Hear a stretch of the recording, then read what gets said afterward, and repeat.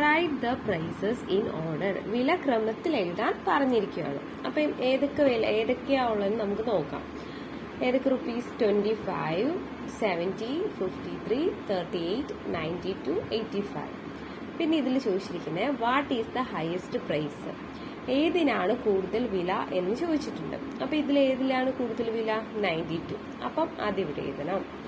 And lowest, ഏതിനാണ് കുറവ് വില എന്ന് ചോദിച്ചിട്ടുണ്ട്. അപ്പൊ ഇതിൽ ഏതാണ് ചെറിയ സംഖ്യ? 25. അപ്പൊ അതവിടെ എഴുതുക. Write the prices from the highest to the lowest in order എന്ന് പറയുമ്പോൾ ഡിസെൻഡിങ് ഓർഡർ ആണ്. അപ്പം വലതിൽ നിന്ന് ചെറുതിലോട്ട് വിലകൾ എഴുതാനായിട്ട് പറഞ്ഞിരിക്കുന്നത്. അപ്പൊ എങ്ങനെ എഴുതാം? ഏറ്റവും വലുത് ഏതാ? 92. അപ്പം 92, അത് കഴിഞ്ഞ് 85, 70, 53, 38, 25. അടുത്തത് പറയുന്ന cloth mark. Write numbers in blank boxes. വിട്ടുപോയ ബോക്സിൽ സംഖ്യകൾ എഴുതാനാണ് പറഞ്ഞിരിക്കുന്നത്. അപ്പൊ അത് നമുക്ക് എഴുതാം. അപ്പൊ ഇതിൽ ഓൾറെഡി തന്നിട്ടുള്ളത് 5, 10, 15, 20 അപ്പം 20 ഇല്ല, 15 വരെ തന്നിട്ടുണ്ട്. പിന്നെ ഈ ബോക്സും ഇല്ല. പിന്നെ 30 തന്നിട്ടുണ്ട്, 50 തന്നിട്ടുണ്ട്, 60 തന്നിട്ടുണ്ട്. അപ്പൊ ഇത് ഏത് ഓർഡറിലാണെന്ന് നമുക്ക് മനസ്സിലാവുമല്ലോ.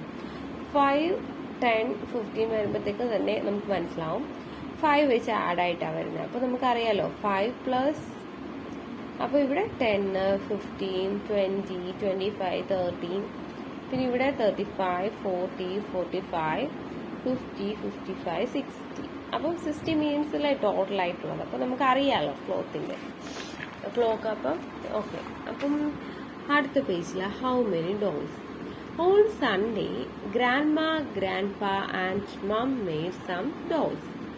See the number of dolls they made. Grandpa 4, Grandma 8 and Mom 6. How many dolls did they make altogether? അപ്പൊ ഇതിൽ പറഞ്ഞിരിക്കുന്നത് ഞായറാഴ്ച മുത്തശ്ശനും മുത്തശ്ശിയും അമ്മയും കുറച്ച് പാവകൾ ഉണ്ടാക്കി. അവർ ഉണ്ടാക്കിയ പാവകളുടെ എണ്ണം നോക്കാനായിട്ടാണ് പറഞ്ഞിരിക്കുന്നത്.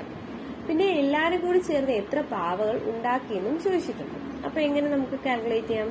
ഇതെല്ലാം കൂടെ ആഡ് ചെയ്താൽ മതി. അപ്പോൾ ഈ 4ഉം 8ഉം 6ഉം കൂടെ. അപ്പം 4 + 8 + 6. അപ്പോൾ 4 + 8 എങ്ങനെ നമുക്ക് എഴുതാൻ നോക്കാം. ഡിവൈഡ് ചെയ്ത് സ്പ്ലിറ്റ് ചെയ്ത്. അപ്പോൾ 4 പിന്നെ 8നെ സ്പ്ലിറ്റ് ചെയ്ത് 6 + 2 എഴുതി. അപ്പം ഇവിടെ എങ്ങനെ കിട്ടും? എന്നിട്ട് ഈ 4 + 6 ആഡ് ചെയ്തു. അപ്പൊ എത്ര കിട്ടും? 10 കിട്ടും. അപ്പൊ 10ന്റെ കൂടെ പിന്നെ ഈ +2 ആഡ് ചെയ്തു. അപ്പൊ 10 + 2 12 ഡോൾസ്. പിന്നെ ഇനി ഇതിന്റെ കൂടെ ആരുടെ കൂടെ കൂട്ടണം? മമ്മിന്റെ കൂടെ കൂട്ടണം 6. അപ്പം ഈ 12 + 6 വന്നു. അപ്പം ഇവിടെ എങ്ങനെ സ്പ്ലിറ്റ് ചെയ്ത് 10 + 2 + 6. പിന്നെ നമുക്ക് ഇത് എങ്ങനെ എഴുതാൻ പറ്റും? ഈ 2ഉം 6ഉം കൂടെ ആഡ് ചെയ്യുമ്പോൾ 8 കിട്ടും. അപ്പം 10 + 8. അപ്പൊ എത്ര കിട്ടും? 18 ഡോൾസ്. അപ്പം ഇതിലെന്താ പറയുന്നത്? I also got it. 4 and 6 make 10. 10 and 8 make 18. എനിക്ക് അത് കിട്ടി നീ കുട്ടി പറയാം. അപ്പം എന്നിട്ട് എന്താ പറയുന്നതെന്ന് വെച്ചാൽ 4ന്റെ കൂടെ 6 കൂട്ടിയാ 4ഉം 6ഉം കൂടെ ചേർന്നാൽ 10ഉം അതുപോലെ 10ഉം 8ഉം കൂടെ വന്നാൽ എന്താ വരുന്നത്? 18ഉം ആണെന്നാ പറയുന്നത്. പിന്നെ ഇവിടെ 3 of the dolls they made were sold on Monday and 4 were sold on Tuesday. How many dolls left? അവരുണ്ടാക്കിയ പാവകളിൽ 3 അവർ തിങ്കളാഴ്ച വിറ്റു, ചൊവ്വാഴ്ച 4 വിറ്റു. അപ്പം ഇനി നമുക്ക് എന്താ കണ്ടുപിടിക്കണം നോക്കാം. They made 18 dolls. 3 dolls were sold on Monday. Dolls left. അപ്പം അവരാകെ ഉണ്ടാക്കിയ പാവകൾ 18 ആണ്. അപ്പം 18ൽ നിന്ന് 3 വിറ്റിട്ടുണ്ട് തിങ്കളാഴ്ച. അപ്പൊ ഇനി ബാലൻസ് എത്ര ഉണ്ടെന്ന് ചോദിച്ചിരിക്കാം. അപ്പൊ സിമ്പിൾ ആയിട്ട് നമുക്ക് കണ്ടുപിടിക്കാം. 18 - 3. അപ്പൊ ഇതെങ്ങനെ സ്പ്ലിറ്റ് ചെയ്തിരുന്ന 10 + 8 - 3. പിന്നെ എന്ത് ചെയ്യാൻ പറ്റും? നമുക്ക് 10 + 5 കൊടുക്കാം. കാരണം 8ൽ നിന്ന് 3 പോയ 5 ആണ്. അപ്പൊ 10 + 5. അപ്പൊ എത്ര കിട്ടും? 15 ഡോൾസ്. അപ്പം മൺഡേ തിങ്കളാഴ്ച 15 ഡോൾസ് ആണ് ബാലൻസ് ഉള്ളത്. പിന്നെ ഇവിടെ ട്യൂസ്ഡേ ദേ സോൾഡ് 4 ഡോൾസ്.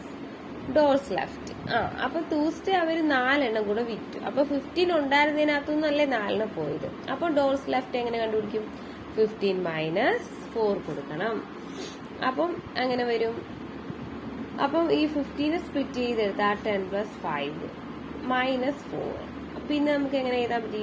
5 - 4 പോകുമ്പോഴത്തേക്കും 1 കിട്ടും. അപ്പോൾ 10 + 1 അപ്പോൾ എത്ര കിട്ടും? ഈക്വൽസ് $11.